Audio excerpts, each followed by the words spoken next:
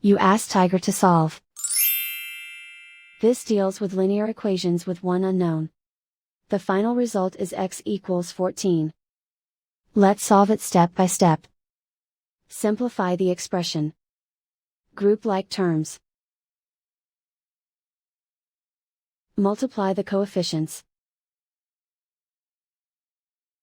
Simplify the fraction. Simplify the arithmetic. Convert the x into a positive number. Multiply both sides by -1.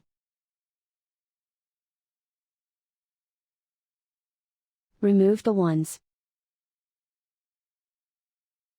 Simplify the arithmetic. And so the final result is x equals 14.